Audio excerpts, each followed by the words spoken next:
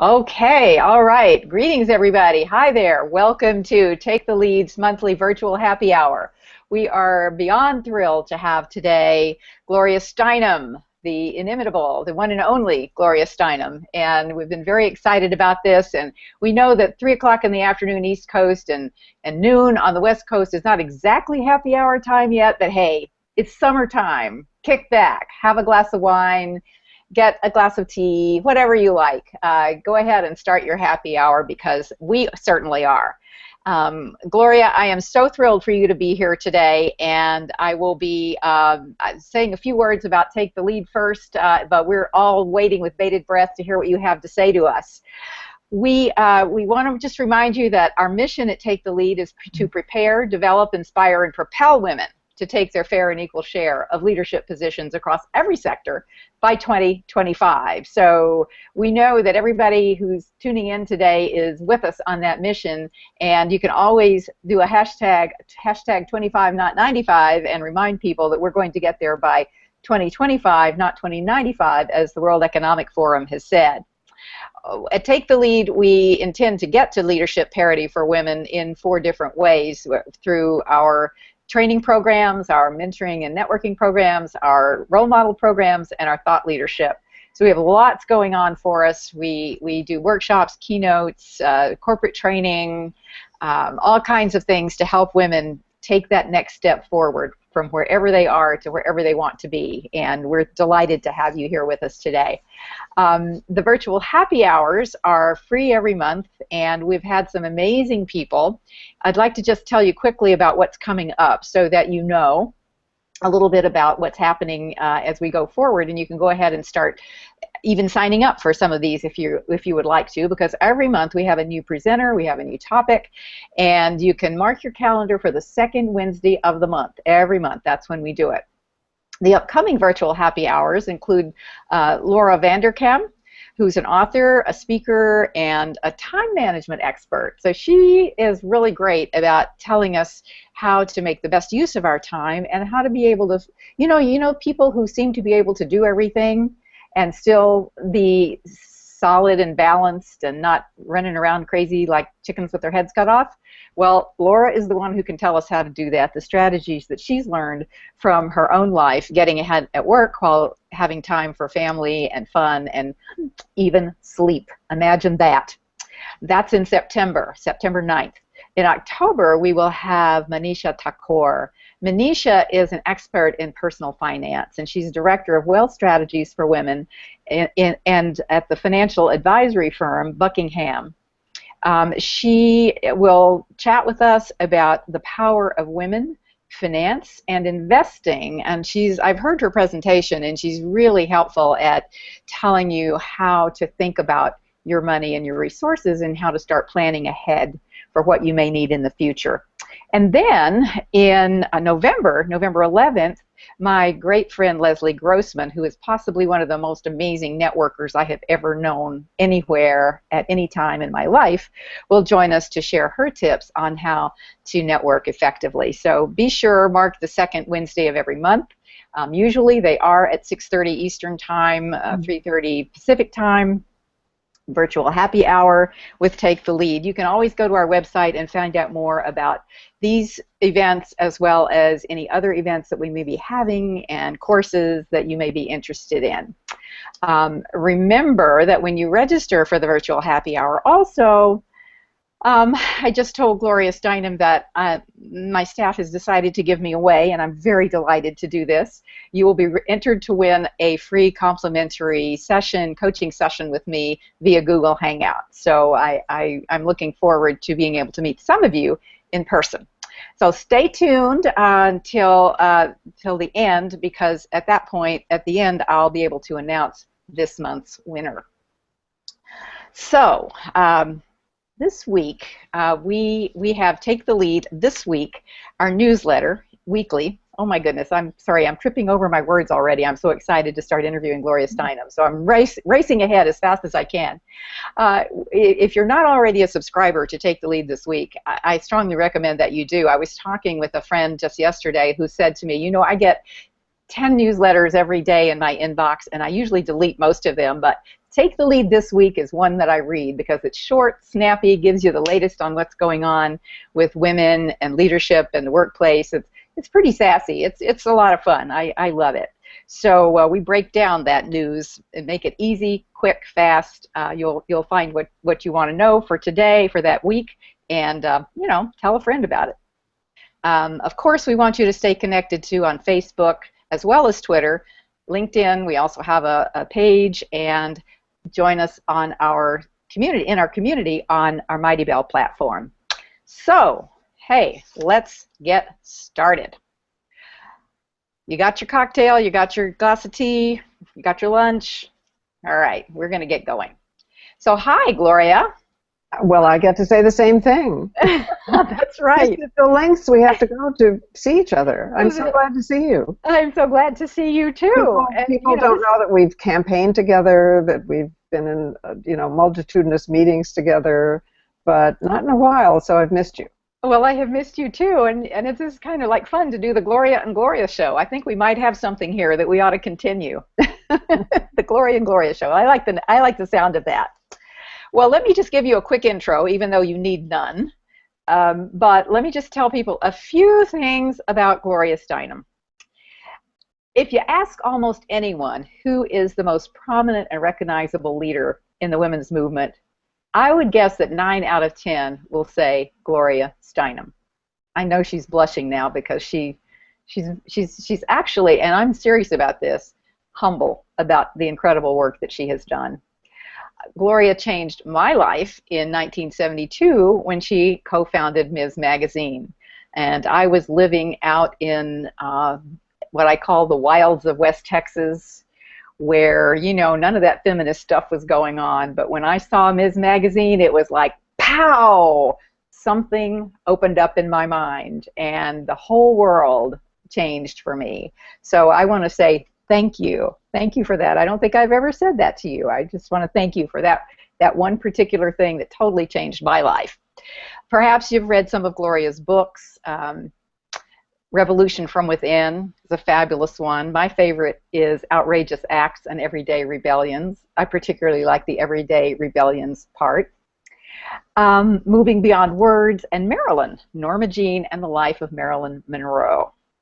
Her writing also appears in many anthologies, many op-eds in major outlets, and she's been a co-founder. Actually, Gloria, you once said to me that you were a serial co-founder of organizations, and most of the major, I will not try to name off all of the women's organizations that you have helped to start, except for one, to call out the Women's Media Center, which I had the pleasure of serving on the board with you on, and co-founded with none other than Jane Fonda and Robin Morgan. So it was a great privilege to serve on that board. But before I ask you to define yourself, which I'm about to do, what I have heard Gloria say more often than not is that she'll define herself as being an itinerant organizer. And maybe you can tell us a little bit about why, how you came to see yourself that way. What made you Gloria Steinem? How did you get to be who you are? What's your story? Well, just a little thing like that. But yeah. No, in a deep sense, I think each of us is born the unique person that resulted from heredity and environment combined in a way over millennia that couldn't happen again and didn't happen before. But then, of course, we're very vulnerable as humans because we have an incredibly long infancy. So the question is, are we allowed to become the unique person we really are? And I have to say that I lucked out in getting parents who were loving and also treated me as an individual, not as a possession who should be a certain way. And that helped enormously, but it wouldn't have succeeded without the women's movement, without other women communicating to me that, hey, wait a minute, you don't have to be a stereotype, you can actually be a unique human being. So I count as seriously lucky in my becoming who I am that I learned from other women. I mean, I learned from Bella Abzug and Flo Kennedy, and just lots and lots of women It was and it is life-saving. Hmm. Well, at Take the Lead, we talk a lot about women's relationship with power and how it's important for women to be able to embrace their power in order to be able to live and to lead with authenticity and to be intentional about things in life. You once said that if you could challenge today's women to accomplish three things with their lives, you'd tell them to use the three kinds of power that we all have. And you named off voter power, consumer power, and nuisance power. What did you mean by those, and how would you tell women to use them? I think we need to remember that the voting booth just happens to be the only place on earth where the least powerful and the most powerful are equal. Mm. We're discouraged from voting by folks who don't benefit from the way we vote and tell us our vote doesn't matter. And I kind of remember when that campaign started, to dissuade us from voting. But it's very important that we remember that we all have that kind of power, all of us who are citizens anywhere. Then, of course, the way we spend our money is a power. We can choose one product over another. We can explain why we're choosing one product over another. We can boycott. We can support. We can contribute charitably and contribute to activism. All of those things are very, very important. And I might revise that last one, nuisance, because I think I love that. I mean, it's a little trivial, but I think we need to remember what Eleanor Roosevelt always said, which is that no one can make us be inferior except ourselves. Mm-hmm. That if we just keep saying, wait a minute, I am not more important than anybody else, but I'm not less important either. And if we're accustomed to power in some way, we might need to listen as much as we talk. If we're not accustomed to power someplace, we might need to talk as much as we listen. But the point is balance, and those are forms that are accessible to pretty much all of us. Right now, looking at you with no glasses on, I feel like I should explain that I'm not I'm not a rock musician. Not on drugs, but I had an eye procedure. My eyes are dilated, so the light hurts my eyes. So here I am in sort of semi-familiar glasses here. Well, I think you look terribly chic myself. I mean, I think you look great. I think you look, I was hoping you'd have on those big aviator glasses that we love seeing you. Yeah, those I sat on years ago. Too bad, too bad, too bad, too bad. I want to continue this discussion of power just another minute, and I think I actually may have quoted you saying something about this in my book, No Excuses, and in which you said something about the moment in which you realized that the locus of power is inside of yourself, not outside. And that struck me as being so profound and such a profound thing for women to understand. How did that happen for you? When did you know you had the power inside, or what we call at Take the Lead, the power to? When did you know that? Well, in my case, it really came from other women. I mean, it came from seeing other women who were not playing a narrow traditional role either, and who were demonstrating to me a very fundamental truth, which is we're not crazy. The system is crazy. So that's a turnaround, huh? No, I mean, it gave otherwise you keep feeling that you're inadequate, you have to conform or live up to a particular external expectation. And only when you see such a variety of women doing things and you feel the support of other women, I don't think we can do it completely by ourselves, then we kind of understand that there is a unique voice inside each of us. And it's about balance. We are not less important than anyone else. It's that moment when you realize you've been attributing your idea, you've been saying, it's probably only me, but You know, I always thought I should write a book called It's Probably Only Me, but as Amy Schumer has given us on television now, there's a brilliant panel about I'm sorry. It's all these brilliant, Oh my gosh, terrific, yes. accomplished women who just end up saying I'm sorry all the time. It's quoting other people. Sometimes I think you can tell our intellectual inferiority by the degree of quoting other people and footnoting instead of actually saying it ourselves. Whoops. You know, it takes a lot of different forms, Mm-hmm. but the reward for being direct, understandable, and authentic, what you really think and believe, in balance with other people, is huge. Well, sort of picking up on that and thinking about the fact that you and I have been, we have quite a number of questions from people who have asked something somewhat similar and really want to know what you think from your vantage point. Eva from St. Louis wants to know what are the biggest issues you think women need to educate themselves on. Lisa Mednick-Owen from New York says, what does Gloria add right now for women? Anne from Brooklyn wants to know what areas you feel women can take the lead more assertively in right now. Just lots of questions from people wanting to know, how do you prioritize them? Paula from California says, what's the breakthrough we should be working toward as women leaders? Where's the tipping point?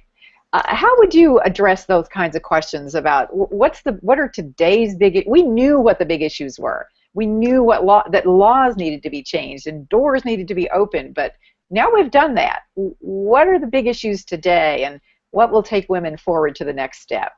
Well, I first want to say that I don't trust shoulds.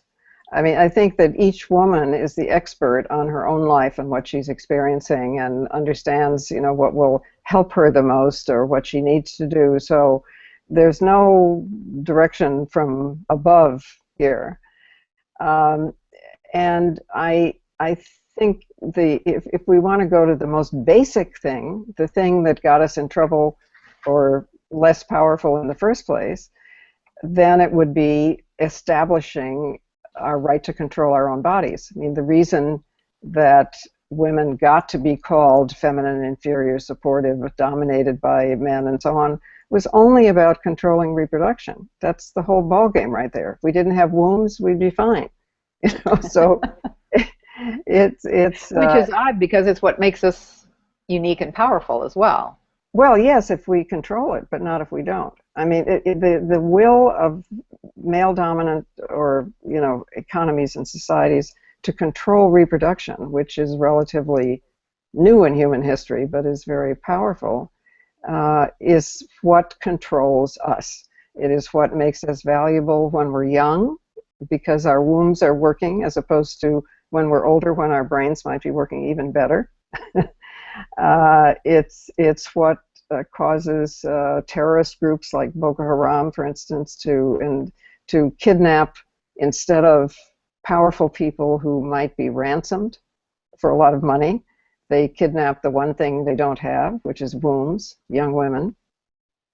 It's why the legislature in your state of Texas and a lot of legislatures around the country are trying to reverse reproductive freedom by ruling against safe and legal abortion, by ruling against sex education in the schools, the availability of contraception, and so on. I mean, we have to remember how basic this is, because society doesn't treat it as basic as it truly is. I mean, every course on economics in the world ought to start with reproduction, not production. It is so much more important. Every discussion of global warming ought to start with the need to stop forcing women to have children they don't want and can't care for. I mean, the single biggest cause of death among teenage women worldwide is forced pregnancy and child marriage. It's very basic, and we can't forget how basic it is. If we can't control our lives from the skin in, we can't control them from the skin out. You know, it's interesting. I was just reading an article about Ta-Nehisi Coates, and I may be mispronouncing his name, but in it he said that that racism also starts with control of the body, that all of these kinds of oppressions start with control of the body. Do you agree with that? Yes, of course, and that's why racism and sexism can absolutely not be fought separately, because the only way you can continue racism and keep a visible difference of some kind is by controlling women's bodies and reproduction. Certainly in this country we should understand that, because racism and sexism totally went together in the South. No kidding. Yes, absolutely. I want to come back to that topic in just a moment, but let me just take a second here to remind people that we're in the midst of our virtual happy hour, our Take the Lead virtual happy hour for August, and that Gloria Steinem is our very special guest who we're delighted to have with us today, and that you can ask your questions by either tweeting them to us at Take Lead Women, or by putting them in the chat box just underneath the video box on your screen, the video stream on your screen. Put your name, your location, and then you can type in your question, and we will be delighted to take it, and we want to address as many of your questions as we possibly can. This is the one time I'll just take 1 second also to mention, as you're thinking about all of these issues, and hopefully they get you really thinking about how is it that women have been stuck at under 20% of top leadership positions across all sectors for almost 20 years, that you'll think about looking at Take the Lead's website for the services we can provide, the training, the workshops, and keynotes, and courses to help you be a better leader and to help you feel stronger and able to use the power that we know you already have in your hands. From the boardroom to the bedroom, you can do this, and we're glad you're with us today, so thank you. Our website is taketheleadwomen.com if you'd like to take a quick look at it. And by the way, we're very excited that we're now training additional trainers. So I have been doing most all of the training heretofore. I have been doing all of the training actually heretofore, and I'm thrilled to say that we have begun training others who are in alignment with our mission and who are really excellent trainers. And if you're interested, hop on over to taketheleadwomen.com and check it out, because we'll be having another training program very soon. And I'm rescheduling and updating my online certificate course. So while you're at our website, if you just drop us a note there and click on that and tell us what scheduling would work best for you, I would appreciate it. I love teaching the course, but it's time for me to freshen it up, and I want to offer it when it's most convenient for all of you. So let us hear from you. Okay, the questions are pouring in. I don't want to take any more time for that unpaid commercial announcement. And so let me see what other questions have come in here. I want to take one from a man, I think, right now. Let me see, where did I see that one? Okay, this is from Nick in Massachusetts. And he says, Gloria, you have sought to bring men into the women's movement since I first talked with you about it in the 1970s. How much progress would you say the women's movement has made in improving men's attitudes and behaviors toward women? What do you think about that? Well, I think it's always been about dispensing with the gender roles that limit both men and women. It's true that men's gender roles has more dominance and perks and so on, but it still is a limit on the full humanity of men. I think what's heartening to me is that more and more men are saying, wait a minute, I want to have a relationship with my children, I want to be, to co-parent, to be a real parent, and also I want to be a real person. I mean, I want to, realize all the human qualities in me that aren't stereotypically masculine or rewarded in the culture. So I agree that it has increased enormously. I think the big stumbling block is the system itself. If men want to be parents, if women want to be parents, they're not accommodated by this work pattern we have, which, the only modern industrialized country in the world that doesn't have childcare and parental leave and all kinds of things that I don't have to tell you. So it's a huge, huge struggle. I mean, in the beginning, Gloria, you were saying that we, had changed the laws, but we haven't enough, especially in the area of shared parenthood and some kind of reasonable work patterns that mean we don't have to be work obsessed. In fact, Japan used to be the country in which people work the longest hours. Now we are. And we can't be whole people unless we demand this. It's not coming from government regulation at the moment. So part of our leadership, as you point out, is taking the lead, men and women, and saying, hey, wait a minute, I'm not just a cog in the wheel here. I want to have a life, whether it involves having children or not. I want to have a life. Well, which kind of I'm trying to find the person who asked this question, and so I can call out her name, but I'm going to ask it because I can't find it yet. Which is, what do you do when leaning in isn't enough? That's a question about okay, so I'm leaning in here. I want to lean in. No, well, leaning in. What do you do when that's not enough? Leaning in has never been enough. It's never been enough. I mean, it's important that we do everything we can, but we have to unite with each other. I wish I knew the situation of the woman who asked that question. Well, it's anonymous. Her name is anonymous, or his name is anonymous. No, but I mean, because wherever she is, I mean, are we asking for the same salary or perks that someone else in a similar position in another company, or maybe even in the very same job, would have had? Are we speaking up for ourselves? Are we supporting other women, including in the support staff, what used to be called secretaries, and is now the support staff, because they know everything, believe me, and the women executives have the power to support them, and vice versa. I mean, there are all kinds of opportunities to organize and have fun, making trouble, and achieving equality and supporting each other. Mm-hmm. Well, since you're talking about making trouble, let me shoot you a few questions about activism that people have asked. Kennedy from Arizona says, activism, like most things these days, seems to be mostly online. How do you recommend rallying people around causes in this modern, it's so much easier to scream from behind my keyboard age? And then somebody else asked if you think we'll ever get the ERA passed. Okay, well. That's from Linda in New Jersey. Let's just remember that pressing send is not changing anything. I mean, it's very helpful to be able to get information, especially in safety, which is especially helpful to women.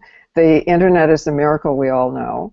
Mm-hmm. But the fact is that just pressing send and sending your friend some, notice or other is not changing anything. So we have to look at the power of our dollars, our time, our actions, our unifying. Also, you can't, this is important, I think, you can't empathize with people online because you need all five senses in order to generate the oxytocin or whatever it is that allows us to empathize. Right. So we need to balance the time online by being with actual human beings and novel idea. And using not just shuffling information around, but using the power that we have.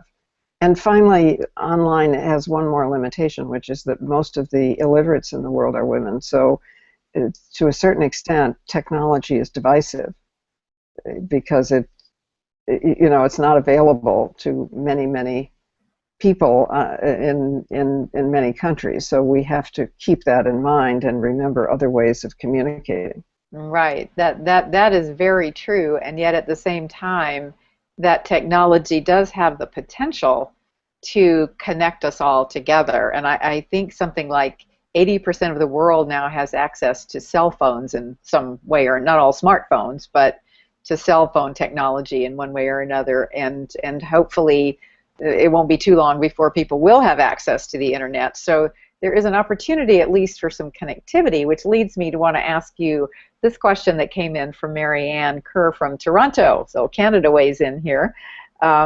Where have we made the most gains as women on a global basis? Because it's that global connection that I think we have more of, since we have the connectivity of the internet and people are more aware. And what do we still have, what do we still have, where do we still have the most work to do, or what do we still have the most work to do about as we look at women on a global basis? Mm-hmm. Well, on a global basis, I think the biggest change is consciousness. There is an understanding that it is not natural or inevitable that women should be inferior in some way as a group. And that has spread like wildfire. And it's so important because everything is preceded by consciousness. You know, you're unlikely to make the effort or to find the support if that consciousness doesn't happen. So it's huge. And also women are striving everywhere to take control of their own bodies and not to be forced into child marriage or having children they don't want, or being disapproved of if they don't want children at all, really to govern their own lives. Where we have the most problem is violence against women. There is so much violence against women because of the masculine idea, which men did not invent, they got born into it too, but some get addicted to it, that you're only masculine if you are superior to women and dominating women. Because of that idea, there is so much violence, from female infanticide to child marriage to FGM to, in this country, it's domestic violence, which is huge in this country. I mean, more women have been killed by their husbands or boyfriends since 9/11 than Americans lost their lives in 9/11, both Iraqi wars and Afghanistan. Mm. I mean, so the result of this is that for the first time that we know of, there are fewer female human beings on spaceship Earth than males. As far as we know, it's a first. Mm. So every way in which we can protect each other and work against violence and humanize the masculine role that is inciting violence is crucial. Mm. Lori from Kansas must have been prescient about what you were going to be talking about just now, because her question just flows into that so perfectly. She says, since men commit most of the violence on the planet, why not address it head on and call it what it is? The focus forever in domestic violence, for example, is in getting women out of the house. Attorneys for women, getting them attorneys, getting them restraining orders. Rape was about what she was wearing, why did she go to his room, and so forth. I would like to turn off the faucet and have men held accountable for 95% of the violence on the planet. And she mentions Ferguson shootings, the terrorists, Cecil the Lion. We can call it profiling terrorism, etc. It's all the same. It's men's propensity to use violence. She herself, discloses, has actually experienced many of those kinds of violence, including rape, and so her quest is to see, how do we end it? I mean, that's the real question, is how do we end it? I think none of us is about blaming men. As you have said repeatedly, we all grow up in the same culture, both men and women, and we ingest the same biases, the same sort of frameworks about who should be in charge and who should have the power. And we're in a wonderful point in history, I think, where women have the opportunity to move forward in giant steps. But Lori's question is a very profound one about, like, so how do we turn this, like, how do we turn this question inside out, upside down, and really call it for what it is? Yeah, I think what Lori has done by naming it is the very first step. It's absolutely crucial, because it is, I mean, there are many gentle men, as we know, but the fact is that the masculine role means that men are way, way, way, way more violent than women are. Now, there's especially crimes that I call supremacy crimes. That is, crimes in which there's no money to gain. There is no, men even often commit suicide after killing their own families or killing people, strangers in the theater. There's nothing for them to gain except control. They are supremacy crimes. And that is also true in terrorist settings. If you read about the leader of the 9/11 effort, it was true. I mean, the first step is naming it. I am so tired of seeing in the press reports about You know, if there's somebody has gone into a school and killed their classmates, people will say, the newspaper says, what's happening to our children? Excuse me, it is not our children. It is 100% men. It is like 98% white men, and men who are not poor. They are exactly the people who have been raised to believe they have a right to control others.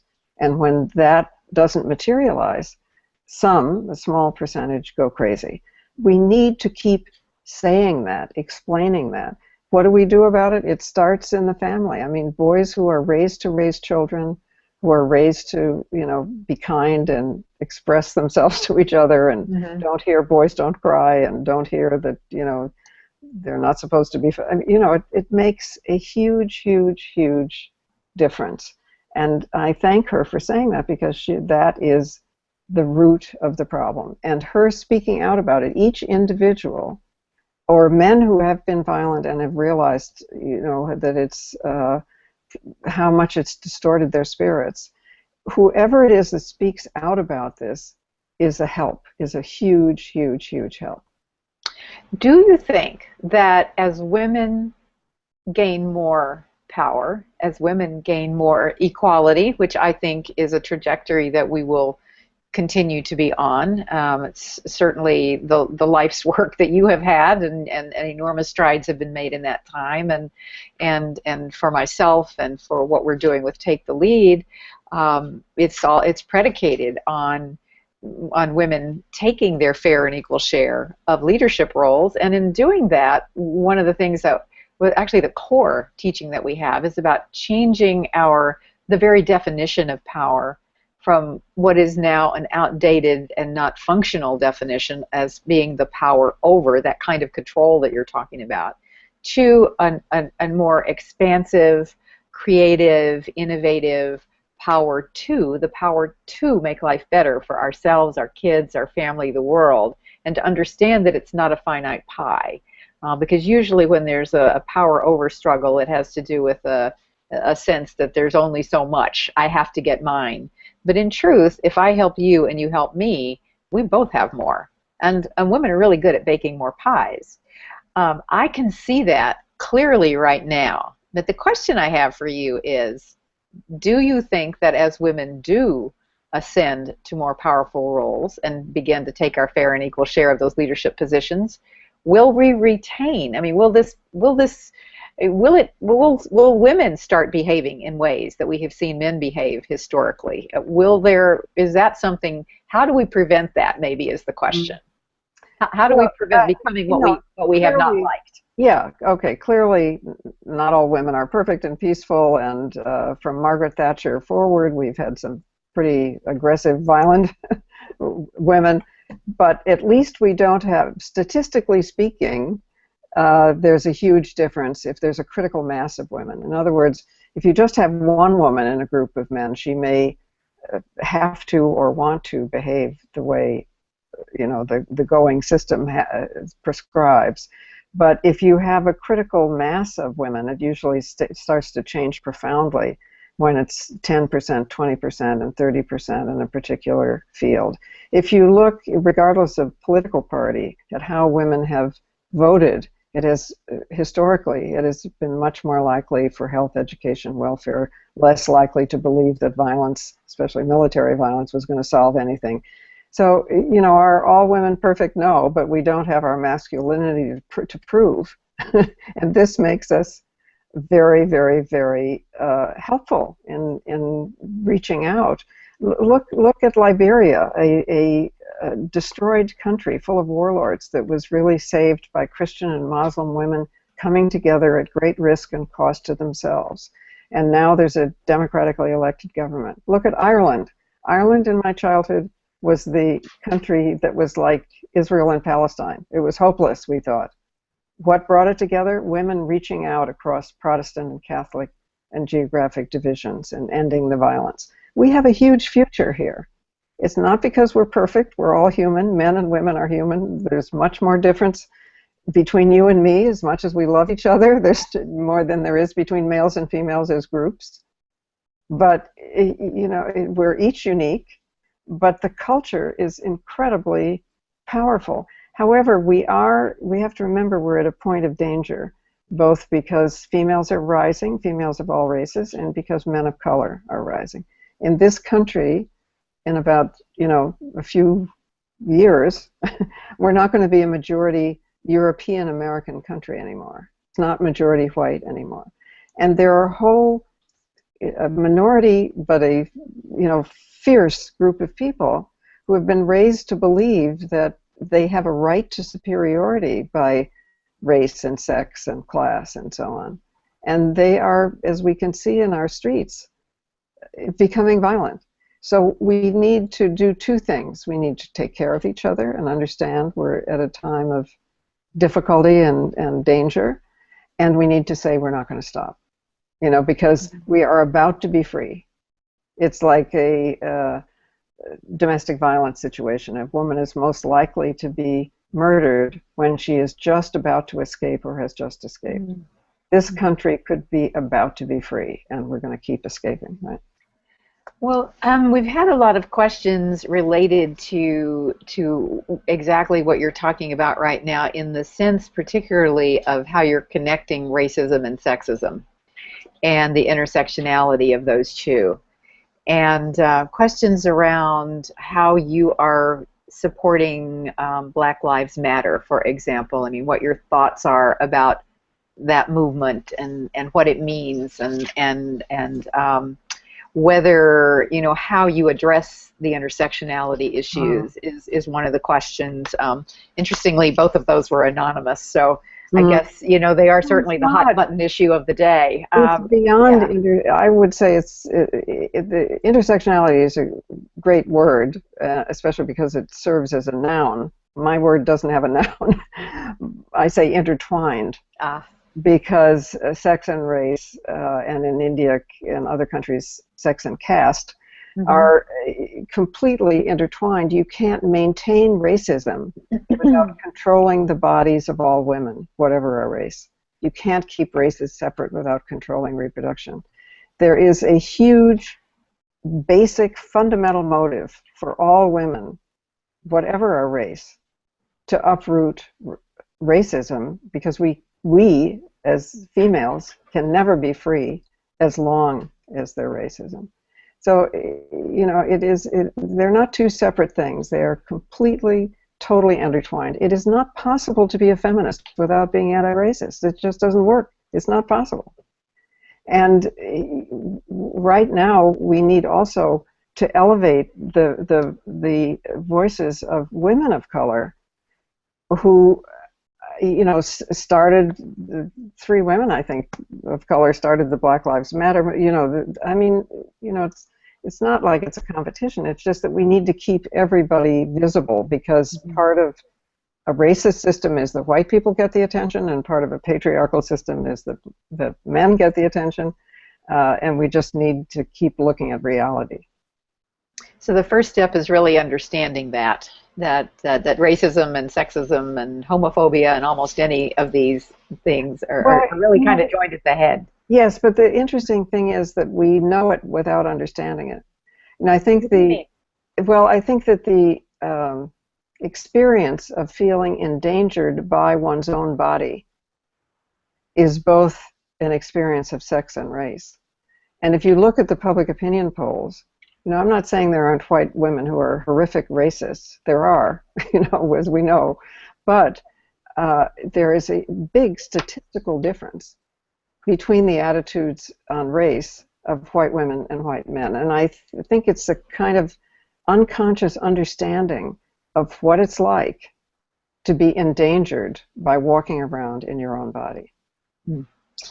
All right, so I'm going to take a little Texan privilege here, since you made a comment about my home state previously, and take a question from Sharon, who I just sent it in from McAllen, Texas, way down in the Rio Grande Valley. What have you found to be the single most effective tool to effect change and to mobilize people to action? The next minute. There's no single most effective. I mean, I think we are so accustomed to getting instructions from above that we think in shoulds. And what I find much more helpful is thinking everything I do matters. Mm-hmm. So how can I instill everything that I am doing with the values that I want in the future? The end doesn't justify the means become the ends. So, let me look at what I'm doing anyway and think of what can I say to the person in the elevator who I'm pretty sure is thinking the same thing I am? Why not take a risk? Mm-hmm. You know, um, what can I do with the little amount of money I have? Or to assist somebody, or how can I ask for what I need? Maybe I can go up to a stranger, or maybe I can go up to somebody in my workplace and say, I really need some, inspiration here. Can you help me? To instill what you want in everything we do. So that's something everybody can do, and sometimes people feel like they can't make a difference. But if we go into it with that kind of mindset, the collective value of all of us taking those simple steps that we can do with our own voice and our own actions, it would make a huge difference, wouldn't it? No, it's a huge difference, and at my advanced age, I can I can testify to this, because the things that I have done in my life that I thought were really important, testifying to Congress or writing something, I don't know, that I put a lot of effort into and I thought were hierarchically important, have so often had way less impact than some, relatively spontaneous thing that happened in the street, on a trip, and later on I'll come back, traveling a lot is like reading a novel, because you Right. come back later, you found out another chapter that has made some kind of huge, enormous difference. I mean, what I think of, because you're talking about Texas, is that once I was there and a woman stood up in the audience and said, I work in a bank, and what can I do for the women's movement? And I said, well, credit unions historically have been more helpful to less powerful groups than banks, to put it mildly. So you could start a credit union. Well, I came back a few years later. She had the biggest credit union in Texas. Oh my goodness, I love that story. I love that.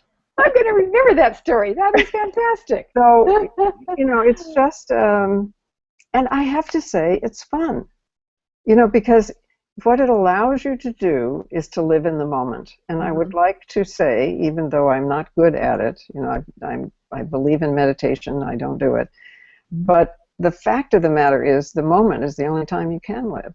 That is true. And we put ourselves into the future by saying, what should I do? Mm-hmm. The question is, how can I transform what I am doing? Right. So I'm going to, we've excuse me, we've covered a wide array of topics here, and there are two questions that have just come in from opposite ends of the age spectrum. So there's a question from AAUW campus that is, how can we empower college women to pursue leadership roles on campus and beyond? And then there is a question from Noishi in New York, who says, can you talk about women over age 60 augmenting their first act, finding new paths? So thinking about those two ends of the age spectrum, what do you say to young women, and what do you say to folks like us? They're two totally great questions. First of all, young women are mad as hell and deserve to be mad as hell, because they are ending up in the same amount of debt as young men, and they're earning $1 million less over a lifetime to pay it back.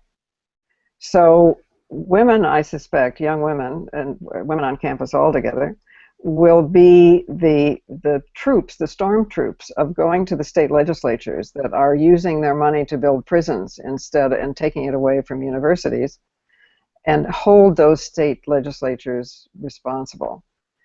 Tuition strikes I see in the offing. All kinds of things can happen on campus because of the economics of you and I probably did not end up in debt from our education, and it's a shame that uniquely in this country that's happening. That's just one issue, but it's a crucial issue, and it ties together both women's earning power and their need, to get educated. When it comes to older women, I think the great thing is that when you're past 50, you begin to get over the gender period.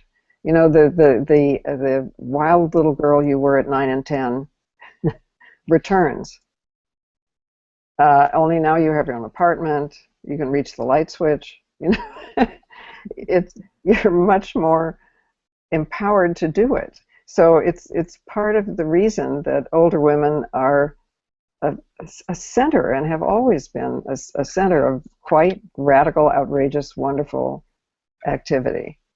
You become yourself again. The gender role that usually goes from like 10 or 11 and 12 to 50 something, and eventually will disappear completely, but still is very strong in those central years, is gone, and you're free. You can actually be who you really are. How great is that? That's fantastic. The really good news is just when you think maybe you've done all the things, oh no, there's some new thing that you decide you can do and you want to do. And yes, absolutely. That's the wonderful secret that we keep from young women. I don't know why, but I didn't know that until I got to this stage. Yeah, it's not, again, we want to live in the present, so it's not to say that one age is better or worse than another, but it's to understand, to lose fear of aging, because there are great things ahead. Many great things ahead. I'm so sorry to say that I'm going to have to ask you the last question, because we have now been talking almost the entire virtual happy hour, and I'm going to ask you one more question, and it might actually lead you into what we ask all of our virtual happy hour guests to do, and that is to leave our participants with at least one or two very specific takeaways that they can use in their lives, and particularly to lead their lives and in whatever capacity they might be choosing to lead. So this question is from Lindsay in New York. What do you say to young women like my daughter who are so turned off by the political world because of the personal attacks and negativity that they don't want to run for office themselves? So that has to do with political leadership. And one of the things that I learned in my quest to understand women's relationship with power is that the same dynamics are at work, whether it's in the corporation or whether it's in who does the laundry at home, or whether it's in politics. So if you could address that from sort of a generic, how do we encourage young women to take those roles, even if there may be conflict? Well, if you really look realistically at the guys and some of the women, but I mean, let's say for the sake of argument, guys who are playing those roles now, who are in those positions, it removes all sense of humility we might otherwise have had. It's perfectly clear to us that we could do better than that. So the worse they get, the more they demystify the positions, and the more clear it is that we could do much better. So why not? Why not? Why not? And if you really don't want to or can't do it yourself, you probably know someone who would be a good candidate for something, school board or Congress or whatever. Go to that person and say, you would be a great candidate. I'll help you. Fantastic. Right. Yeah, right. Yeah, now, it's true, because we don't have to do everything. We can all do something, but we don't have to do everything, right? So no, yeah. Of course not. Of course not. Yeah. I mean, we are unique, and a pretty good test of, not that I'm so great at this, but a pretty good test of what we should do is thinking about what we can uniquely do. If someone asks me to do something and I can think of somebody else who could do it, I try not to do it and to give it to the other, to say, what about that? That's so female. That's so female. It is. It totally is. Not female. No. Here's why it's not female. I'm not saying yes. Oh, okay. Okay. All right. Okay. Well, here is something you can uniquely do. And the unique thing that I know everybody would love to hear you say is, what's a tip or takeaway that you want to share? You've given a lot of good advice already, But if you were going to tell people something that they could go do right now in their lives, what would it be? Well, that's really hard because I don't want to. I mean, I recognize the huge diversity, and I don't want to impose, you know. Uh, but I would say, who do you need support from? Ask them for it, because probably if you're watching this, because you do such a good job of, encouraging people, women especially watching this probably already have hopes and dreams and ideas of how they want to move forward. But do they understand that we are communal creatures and we can't operate by ourselves? It just doesn't happen. If we're by ourselves, we feel crazy and alone. And so we have a right to go up to someone who can help us and ask for that help and ask for that support. Mm-hmm. And also, it's a kind of gift, because it allows the other person to know that they're important and can make a difference. Mm-hmm. So just think of one person who support or companionship or company or information or help in some way you need, and go and ask them. And I promise you they will probably feel more valuable for being asked. I feel a huge sense of relief at that piece of advice, because usually advice is to tell us to go, that we have to go do something. Do it ourselves. Yeah, do it ourselves. So thank you for that extraordinarily wonderful piece of advice. Now, I know that Gloria Steinem likes to tap dance, but I am supposed to ask you, do you have a go-to song that you really like that gets you going when you're feeling a little bit down or tired? What's your go-to? Oh, well, I can listen to, I don't know, Stevie Wonder or Dock of the Bay or something. I mean, all the songs of my young adulthood. Just, anything danceable. Let's put it that way. I realize that I'm only really profoundly cheered up if I can dance to it. If you can't dance, it's not our revolution, right? That's a saying. So that's what powers Gloria Steinem up to achieve leadership parity by #25, not 95. Don't forget to use that. But you know what I've forgotten to ask you about? Oh my goodness, we only have like half a minute.